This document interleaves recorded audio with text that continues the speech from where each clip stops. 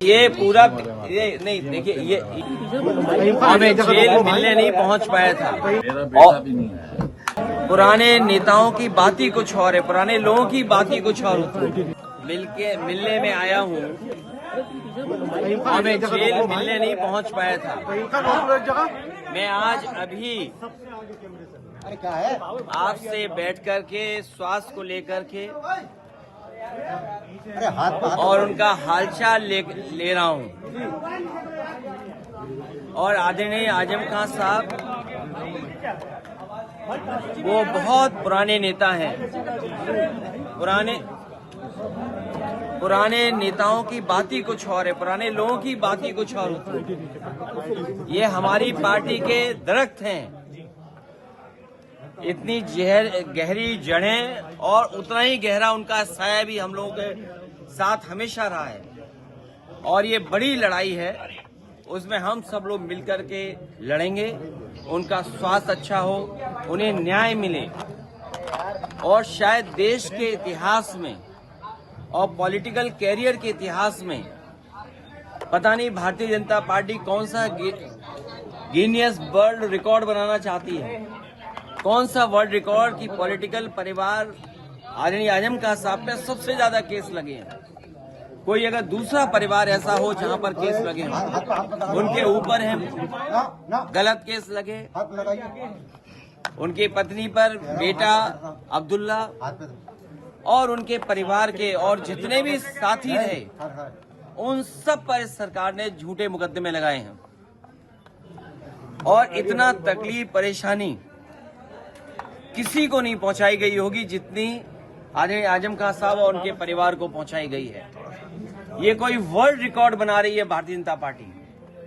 और अगर गिनती के हिसाब से हम लोग हिसाब किताब लगाएं तो हो सकता है Guinness book of world record में भी ये नाम आ जाए परिवार का, कि सबसे ज्यादा झूठे मुकदमे अगर किसी परिवार पर एक पर लगे तो वो आदरणीय आजम खान साहब।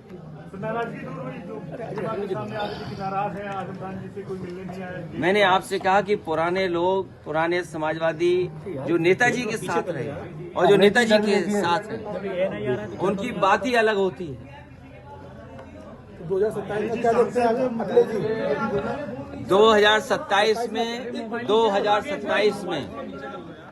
2027 में सरकार बनने जा रही है और पीढ़ी की आवाज बुलंद होगी कि कोई कल्पना कर सकता है कि सुप्रीम कोर्ट में जज साहब के ऊपर भी जूता फेंक दिया गया हो या जूता निकाला गया हो।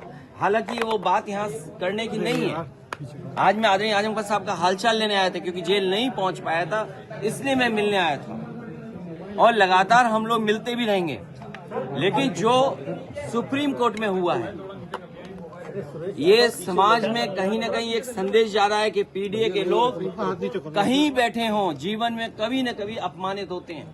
और ये बात मैं पहली बार नहीं कह रहा हूँ। एक बार विधानसभा में मैंने ये बात कही कि जो पिछड़े दलित, अल्पसंख्यक, मुसलमान भाई, आदिवासी जो पीडीए परिवार है, वो एक सूत्र में बंधा हुआ है अपनी पीड़ा से, वो अपमानित महसूस करता है और इस सरकार में अपमानित हो रहा है लगातार। सर बरेली जा रहे हैं क्या? अरे यार कितनी बार वो कर रहे हैं। मैं अभी केवल आदरणीय आजम खान साहब से मिलने आया, उनका हालचाल लेने आया। तो क्या लगता था सर, जिस तरह से कयास लगाए जा रहे थे कि आजम खान साहब आपसे नाराज है काफी, मैंने तो आपसे क्या कहा नाराजगी कि दूर हो पाई? आदरणीय आजम खान साहब हमारे पुराने, ये आपको सूचना मिली कहाँ से? ये आपकी सूचना है?